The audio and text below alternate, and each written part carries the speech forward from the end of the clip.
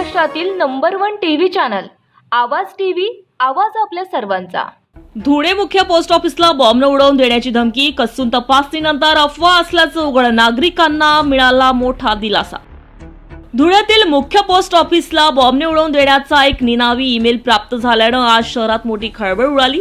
या गंभीर प्रकाराची माहिती मिळताच प्रशासनानं सुरक्षेचा उपाय म्हणून क्षणाचाही विलंब न लावता सर्व पोस्ट कर्मचारी आणि नागरिकांना तत्काळ कार्यालयाबाहेर सुरक्षित स्थळी हलवले।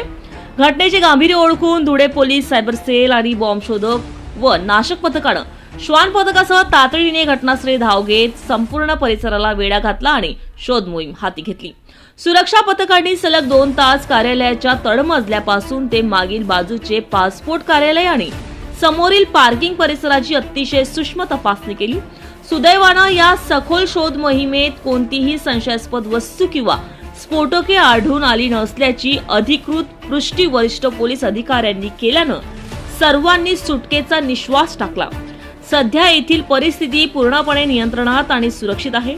मात्र प्रशासनाची मोठी धावपळ उडवून देणारा आणि नागरिकांमध्ये विनाकारण घबराट निर्माण करणारा हा खोडसाळ ईमेल नेमका कोणी व कुठून पाठवला याचा तांत्रिक तपास आता पोलिसांकडून युद्ध पातळीवर सुरू आहे।